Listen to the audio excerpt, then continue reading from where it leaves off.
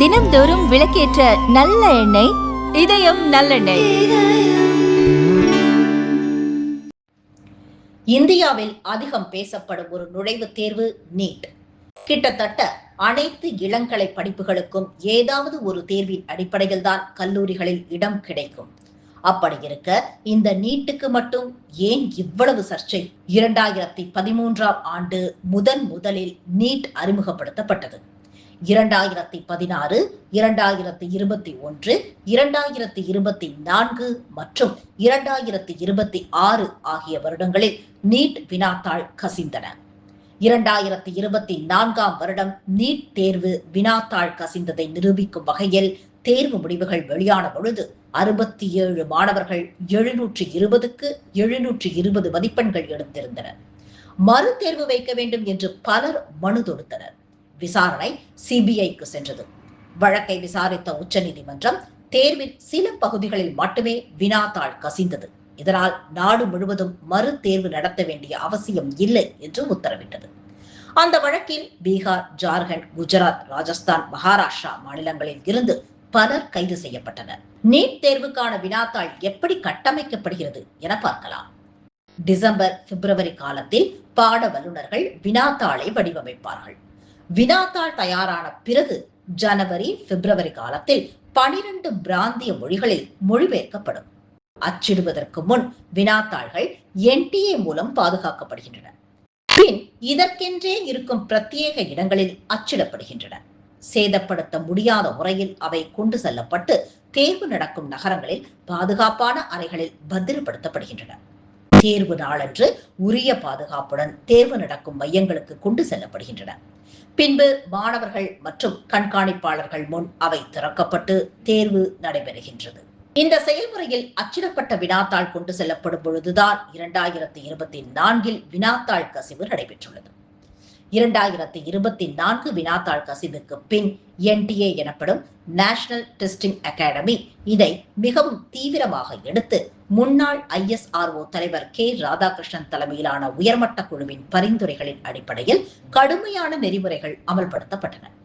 வினாத்தாள் உருவாக்கும் பொழுதும் அதை மொழிபெயர்ப்பு செய்யும் பொழுதும் பாட வல்லுநர்கள் மற்றும் மொழிபெயர்ப்பாளர்கள் அந்த அறைக்கு மொபைல் போன், லேப்டாப், ஐபேட் உள்ளிட்ட எந்த ஒரு மின்னணு சாதனத்தையும் உள்ளே எடுத்து செல்ல முடியாது. அவர்களுக்கு அங்கே இன்டர்நெட் இல்லாத கம்ப்யூட்டர், தேவையான புத்தகங்கள், சாப்பாடு என அனைத்தும் கிடைக்கும்.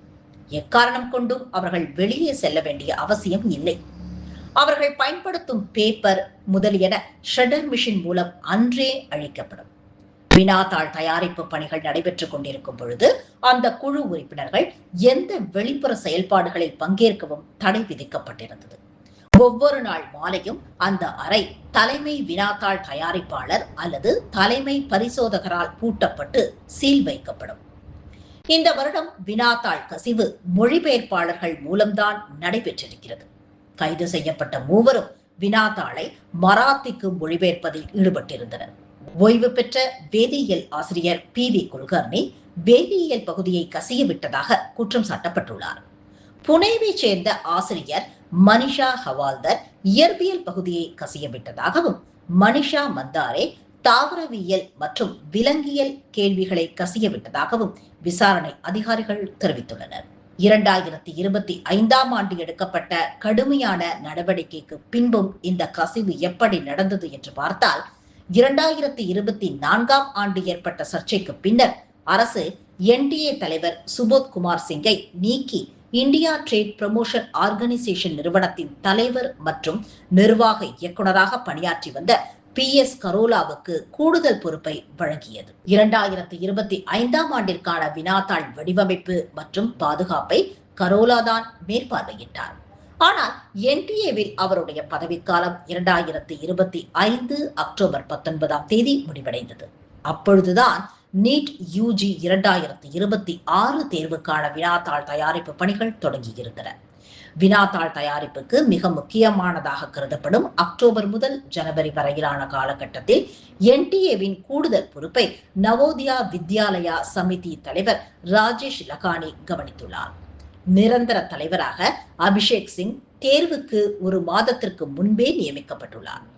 சரியான நெறிமுறைகள் இருந்தும் இதற்கென அர்ப்பணிக்கப்பட்ட தலைவர் இல்லாதது இந்த கசிவிற்கு காரணமாக இருக்கலாம் என்று கூறப்படுகிறது. மே 3ஆம் தேதி தேர்வுக்கு பிறகு மே 7ஆம் தேதி வேதியியல் பாட கேள்விகள் கசிந்துள்ளதாக NTA-விற்கு தகவல் கிடைத்தது.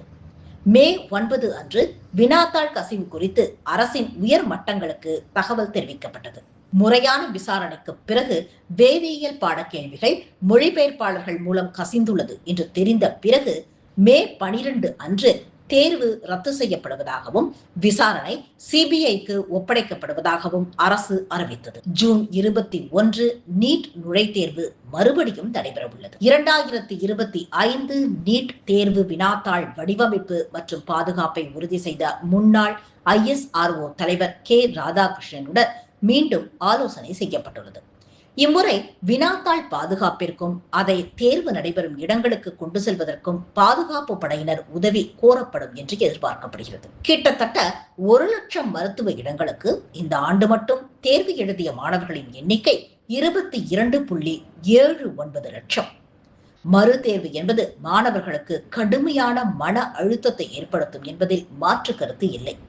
ஆனால் பணம் கொடுத்தால் வினாத்தாள் கிடைக்கும் என்று நினைக்கும் மாணவர்களுக்கும், வினாத்தாள் கொடுத்தால் பணம் சம்பாதிக்கலாம் என்று நினைக்கும் ஊழியர்களுக்கும் கசிவு ஏற்பட்டால் தேர்வே ரத்து செய்யப்பட்டு மறு தேர்வு நடைபெறும் என்று தெரிந்தால் அடுத்த முறை இந்த தவறை செய்ய துணிய மாட்டார்கள்.